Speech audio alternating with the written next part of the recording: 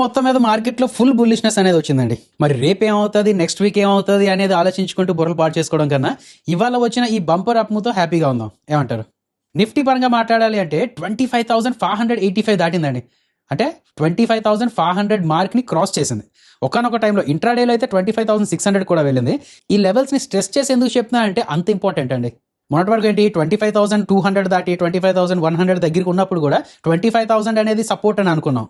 అలాగే ఇప్పుడు మేబీ ఆ 25,500 అనేది సపోర్ట్ అయ్యింది అనుకోండి, ఇంకా మార్కెట్ ఎక్కడికి వెళ్ళకపోయినా, నిఫ్టీ ఎక్కడికి వెళ్ళకపోయినా అక్కడక్కడ తిరుగుతున్నా సరే మేబీ పోర్ట్ఫోలియోస్ కూడా కొంచెం పెరిగే ఛాన్సెస్ ఉంటాయి. సో బాగుందండి, ఇవాళ మార్కెట్ అయితే బాగుంది. అయితే ఇవాళ మార్కెట్ పెరిగినందుకు ఎవరికైనా సరే ఒక క్రెడిట్ లాగా ఇవ్వాలి అంటే యాక్సిస్ బ్యాంక్ ఇవ్వాలండి. ఎందుకంటే ఇవాళ మార్కెట్ని పెంచింది ఎక్కువగా ప్రైవేట్ సెక్టర్ బ్యాంక్సే. మన బ్యాంక్ నిఫ్టీ చూసుకున్నా అందులో ఉన్న ప్రైవేట్ సెక్టర్ బ్యాంక్స్ బాగా పెరిగాయి. అందుకనే ఈ ఇండైసెస్ ఎక్కువ పెరిగాయి. ఈ సెంటిమెంట్స్ చూసుకొని మిగతా ఇండైసెస్ కూడా ఎక్కువ పెరిగాయని నమ్ముతున్నానండి నేను. అండ్ ఆ ప్రైవేట్ సెక్టర్ బ్యాంక్స్ ఎక్కువ పెరగడానికి రీజన్ యాక్సిస్ బ్యాంక్. ఇవాళ యాక్సిస్ బ్యాంక్ తన ఎర్నింగ్స్ తో వచ్చింది అండ్ మార్కెట్ ని కొంచెం ఇంప్రెస్ చేయగలిగింది. అందుకనే యాక్సిస్ బ్యాంక్ పెరిగింది. దాంతోపాటు ప్రైవేట్ సెక్టర్ బ్యాంక్స్ లో కూడా పాజిటివ్ సెంటిమెంట్ వచ్చి అవి కూడా పెరిగాయండి. అదేదా లేదా?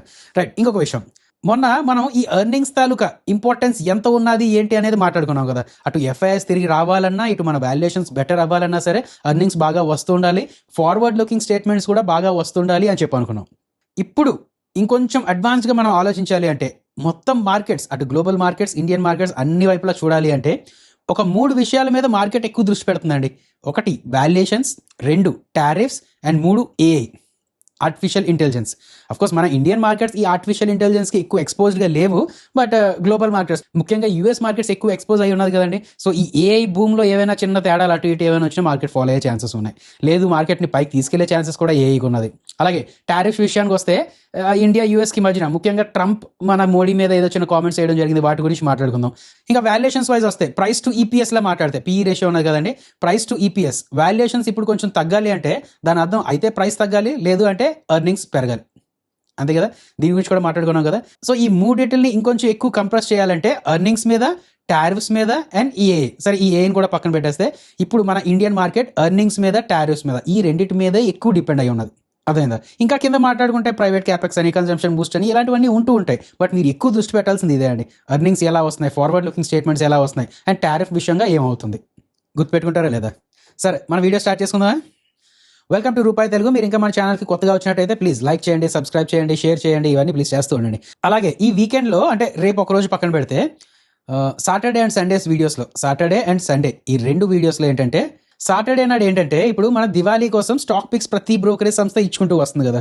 సో నేను ఏం చేద్దాం అనుకుంటున్నా అంటే రేపంతా నా పని ఏంటంటే ప్రతి ఒక్క బ్రోకరేజ్ ఫర్మ్ ఇచ్చిన స్టాక్స్ లిస్ట్ పక్కన పెట్టుకొని, అంటే కొంచెం మోస్తరు పేరున్న బ్రోకరేజెస్ లిస్ట్ పక్కన పెట్టుకొని, వాళ్ళు ఇచ్చిన స్టాక్స్ అన్నీ ఒక దగ్గర పెట్టుకొని, రిపీటెడ్గా చెప్పిన స్టాక్స్ ఏంటి, లేదంటే ఎక్కువ బ్రోకరేజ్ చెప్పిన స్టాక్స్ ఏంటి, వాటి టార్గెట్స్ ఏంటి, ఇలా మొత్తం ఒక వీడియోలో సమ్మరైజ్ చేద్దాం అనుకుంటున్నాను అండి. ఎందుకు ఒక థాట్ వచ్చిందండి, ఇలా చేస్తే బాగుంటుంది అనిపించింది. మీరు ఒకసారి చెప్పండి నాకు ఎందుకు బాగుంటుందని అనిపిస్తుంది. సో మీరు ఆ వీడియో మీద ఇంట్రెస్టెడ్గా ఉంటే కింద కామెంట్స్ పెట్టండి, ఏమని దివాళీ స్టాక్ పిక్స్ అని కామెంట్స్ పెట్టండి. అండ్ ఇంకొకటి డిస్క్లైమర్, మీరు ఇందాక కూడా చదివారు కదా, నేను చెప్తున్న స్టాక్స్ ఏమీ కాదు, బ్రోకరేజెస్ ఇస్తున్న స్టాక్స్. వాళ్ళు కూడా ఏదో డిస్క్లైమర్ ఇస్తారు, ఆ స్టాక్స్ నేను ఇచ్చే డిస్క్లైమర్ ఏంటి, ఇవేమి డైరెక్ట్ ఫైనాన్షియల్ అడ్వైస్ కాదు.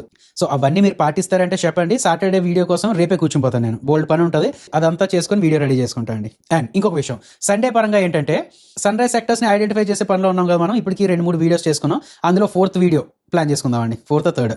సో సండే కూడా ఆ వీడియో రానుంది. So Saturday and Sunday morning videos miss అవ్వకుండా చూడండి, ఓకే కదా. రైట్, టారిఫ్స్ విషయానికి వచ్చేసరికి డైరెక్ట్గా టారిఫ్స్ గురించి మాట్లాడకపోయినా సరే దీని రిలేటెడ్గా ఒక అప్డేట్ ఉన్నదండి. ఏంటంటే ట్రంప్ ఒక స్టేట్మెంట్ రిలీజ్ చేశారు. ఏమని, నరేంద్ర మోడీ ఒక గ్రేట్ మ్యాన్, ఒక టైం టెస్టెడ్ లీడర్ అని పొగిడారు. అలాగే మన ఇండియాని కూడా ఇన్ని సంవత్సరాలుగా చూస్తున్న ఒక అద్భుతమైన దేశం, అక్కడ నా ఫ్రెండ్స్ చాలా కాలం నుంచి ఉన్నారు, ఇవన్నీ మొత్తం మీద చెప్పుకుంటూ వచ్చారన్నమాట. మోడీని, ఇండియాని రెండింటిని పొగుడుతూ వచ్చారు. అండ్ దాని తర్వాత ఒక బ్రేకింగ్ హెడ్లైన్ లాగా ఇచ్చారు. ఏమన్నారు ఆయన, నరేంద్ర మోడీ ఇంకా రష్యా నుంచి ఆయిల్ కొనబోము అని చెప్పి నాకు మాట ఇచ్చారు అని చెప్పడం జరిగింది. అదేదా. అండ్ ఇంకొకటి ఏంటంటే ఇప్పుడు వెంటనే రష్యన్ ఆయిల్ పర్చేస్ ఆపేస్తామని కాదు, కానీ మెల్లిమెల్లిగా ప్రాసెస్ అనేది స్టార్ట్ చేస్తాం, మెల్లిమెల్లిగా రష్యా నుంచి ఇంకా ఆయిల్ కొనడం మానేస్తాం అని చెప్పి నాకు ఒక మాట ఇచ్చారని చెప్పి ట్రంప్ అనడం జరిగిందండి. అండ్ మీరు ఒకవేళ గమనిస్తే క్రూడ్ ఆయిల్ తాలూకా ప్రైసెస్ కూడా బాగా పెరిగాయి ఇవాళ. ఎందుకు, ఒకవేళ ఈ స్టేట్మెంట్ నిజం అయితే, అంటే ఇండియా రష్యా నుంచి ఇంకా ఆయిల్ కొనకపోతే ఓపెక్ కంట్రీస్ నుంచే కొనాలి కదా. సో అక్కడ డిమాండ్ పెరుగుతున్న కొద్దీ దాని తాలూకా ప్రైసెస్ పెరుగుతూ ఉంటాయి కదా. సో ట్రంప్ అలా చెప్పడం జరిగింది. అయితే ఇప్పుడు ఇండియా నుంచి ఏదో ఒక రిప్లై ఎక్స్పెక్ట్ చేస్తాం కదండి. ఇండియా నుంచి రిప్లై వచ్చింది. వాళ్ళు ఏమన్నారంటే ఇండియా ఆయిల్ అండ్ గ్యాస్ ని పెద్ద ఎత్తున ఇంపోర్ట్ చేసుకుంటుంది. వాలటైల్ ఎనర్జీ సినారియోలో ఇండియన్ కన్జ్యూమర్ ప్రయోజనాలు కాపాడడం అనేది మా తాలూకా ఫస్ట్ డ్యూటీ అని చెప్పడం జరిగిందండి. మా ఇంపోర్ట్ పాలసీస్ అవి డిజైన్ చేసుకునేటప్పుడు ఈ ఒక్క మాట మాత్రమే గుర్తుంచుకుంటాం అని చెప్పడం జరిగింది. అంటే క్లియర్గా వాళ్ళు ఏం చెప్పారు, ట్రంప్, రష్యా ఇవన్నీ మాకు సంబంధం లేదు, మా ఇండియన్ సిటిజన్స్కి ఏది ముఖ్యమో, ఎలాగైతే ఎకనామికల్గా ఉంటుందో అలాగే మేము పనిచేస్తామని చెప్పడం జరిగింది. సో మన India, to be precise, ministry of external affairs నుంచి వచ్చిన స్టేట్మెంట్లో డైరెక్ట్గా ట్రంప్ని ఏం అనకపోయినా సరే ట్రంప్ ఏదైతే చెప్పారో దాన్ని కన్ఫర్మ్ చేయలేనట్టే. రష్యా నుంచి ఆయిల్ కొనడం ఆపేస్తాం అనే మాట ఎక్కడా చెప్పలేదన్నమాట వీళ్ళు. అండ్ ట్రంప్ ఏదైతే చెప్పారో దాన్ని కూడా కన్ఫర్మ్ చేయలేదండి. సో ఇప్పుడు చెస్లో ట్రంప్ ఒక స్టెప్ వేశారు, మనం ఒక స్టెప్ వేసాం. ఇప్పుడు ట్రంప్ తిరిగి ఎలాంటి స్టెప్ వేస్తారు ఏంటి అనేది చూడాలి. కానీ ట్రంప్ అర్థం కాదండి. ఇండియా పాకిస్తాన్ మధ్యన వార్ ఆఫీస్ అంటున్న పాకిస్తాన్ పిఎంఏ ఆడికి వెళ్ళి పొగిడేస్తున్నారు. ఇక్కడ చూస్తే ట్రంప్ ఇష్టం వచ్చినట్టు ఏదేదో అంటాడు. నాకు తెలిసి రాత్రి కల్లోకి వస్తుందేమో ఏదో, అంటే ఇతను ఏదో చేసినట్టు లేదంటే మన సైడ్ నుంచి ఏదో చెప్పినట్టు కల్లోకి వస్తుందేమో, అదే నిజమని తీసుకుంటున్నాడేమో, ఏమో మరి. రైట్ నౌ యాక్సిస్ బ్యాంక్ తాలూకు రిజల్ట్స్ బాగున్నాయి అంటే మార్కెట్కి నచ్చాయని చెప్పి అనుకున్నాం కదా, దానికోసం డిస్కస్ చేసుకుందామండి. ఫస్ట్ యాక్సిస్ బ్యాంక్ తాలూకు నెట్ ప్రాఫిట్ ఏదైతే ఉన్నదో ఇది 26% ఫాల్ అయిపోయిందండి. ఎస్, ప్రీవియస్ ఇయర్లో 6,918 crores నుంచి ఈ ఇయర్ 5,090 crores పడిపోయింది. అదేంటండి ఇందాకంతా మంచిది అన్నారు, ఇప్పుడేమో ప్రాఫిట్ పడిపోయింది అంటారేమో. అక్కడే యాక్చువల్ స్టోరీ ఉన్నది, జాగ్రత్తగా వినండి. ఈ ప్రాఫిట్స్ ఇంతలా పెరగడానికి రీజన్ ఏంటంటే ప్రొవిజన్స్ ఎక్కువ పెంచిందండి. ఈ క్వార్టర్లో తన బ్యాంక్ ప్రొవిజన్స్ని ఒక 61% పెంచింది. మొత్తం కలిపి చూసుకుంటే ఒక 61% పెరిగింది. నౌ ప్రొవిజన్స్ అంటే అర్థం ఏంటి, బ్యాంక్ ఏం చేస్తుందంటే తను ఇచ్చిన లోన్స్లో కొన్ని లోన్స్ బ్యాడ్ లోన్స్గా కన్వర్ట్ అవ్వచ్చు అనే డౌట్ పడుతుంది అనమాట. సో అలాంటి డౌట్ వచ్చినప్పుడు ఏంటంటే కొంత డబ్బుల్ని పక్కన పెడుతుంది, దాన్నే ప్రొవిజన్స్ అంటాం. నౌ ఇప్పుడు మీరు అనొచ్చు, మరి అంత ప్రొవిజన్స్ పెడుతుంది అంటే అన్ని బ్యాడ్ లోన్స్ వస్తాయని డౌట్ పడుతుంది కదా, మరి అది నెగిటివ్ న్యూస్ అవ్వాలి కదా అని చెప్పి. ఈ వన్ టైం ప్రొవిజన్ 1,231 crores ఏదైతే ఉన్నదో ఆర్బీఐ వాళ్ళు ఇన్స్పెక్షన్ చేసుకుంటూ ఉంటుంటారు కదా, అలాంటి ఇన్స్పెక్షన్ చేసుకునేటప్పుడు క్రాప్ లోన్ ప్రొడక్ట్స్కి సంబంధించిన కొన్ని పోర్ట్ఫోలియోస్ ఉన్నాయన్నమాట. అవి కొంచెం డబ్బులు రావట్లేదని చెప్పి డిస్కంటిన్యూ చేస్తుంది. అదేవిధంగా అవి డిస్కంటిన్యూ చేస్తుంది. నా వాటిని ప్రొవిజన్స్లో చూపించమని చెప్పి బ్యాంక్ చెప్పిందండి. అండ్ దీనికోసం యాక్సిస్ బ్యాంక్ సిఎఫ్ఓ కూడా ఒక క్లారిటీ ఇచ్చారు. ఆయన ఏం చెప్తున్నారంటే ఈ లోన్స్ అన్ని ఫుల్లీ సెక్యూర్డ్, అంటే దాని వెనక కొలేటరల్ అలాగేదో ఉండి ఉంటుంది. అయితే గవర్నమెంట్ తాలూకా హామీయో ఏదో ఉండే ఉంటుందండి. అండ్ ఇంకొకటి ఏంటంటే ఇప్పుడు ప్రొవిజన్స్ కింద ఈ 1,231 crores ప్రొవిజన్ కింద ఏదైతే చూపిస్తున్నామో అది ఈ రికవరీస్ అయిపోయిన తర్వాత, ఈ బ్యాడ్ లోన్ రికవరీస్ అయిపోయిన తర్వాత మళ్ళీ బ్యాంక్ తాలూకా ప్రాఫిట్ అండ్ లాస్ స్టేట్మెంట్లోకి తీసుకొచ్చేస్తాం, అంటే రిటర్న్ బ్యాక్ అంటారన్నమాట. అలా చేసేస్తాం అని చెప్పి అంటున్నారు. అండ్ మ్యాక్సిమం FY28 లోపలే ఈ డబ్బులు అనేది తిరిగి బ్యాంక్ స్టేట్మెంట్లోకి వచ్చేయచ్చు అని చెప్పి అంటున్నారండి.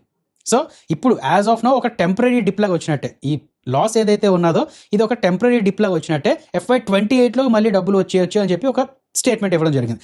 సో అది ఇన్వెస్టర్స్ కొంచెం నచ్చింది అనమాట. ఓకే కదా. సో అది పక్కన పెడితే లోన్ గ్రోత్ ఒక 12% అలా పెరిగింది year on year. And corporate loans ఇందులో ఒక 20% అలా పెరిగాయి. అసెట్ క్వాలిటీ బాగానే ఉన్నది. చూడండి, గ్రాస్ ఎన్పిఏ 1.46% వచ్చింది, అలాగే నెట్ ఎన్పిఏ ఒక 0.44% వచ్చింది. సో పర్వాలేదండి. అండ్ మేనేజ్మెంట్ కామెంటరీ కూడా కొంచెం బాగానే అనిపించింది అనమాట, కొంచెం కాన్ఫిడెంట్గా అనిపించింది మార్కెట్కి.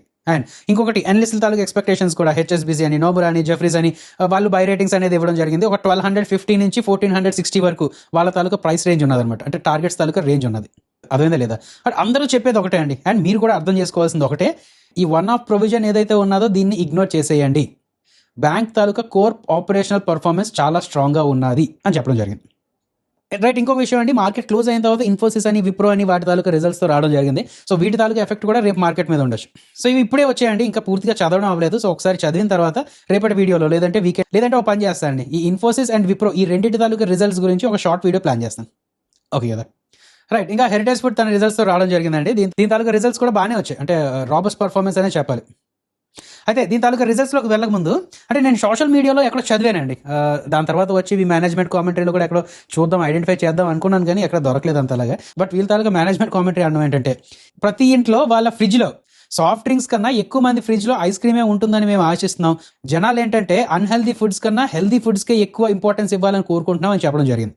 అంటే ఇప్పుడు వీళ్ళు ఐస్ క్రీమ్ తయారు చేస్తున్నారు కాబట్టి వీళ్ళకి అది హెల్దీ ఫుడ్ అయిపోయింది అనమాట.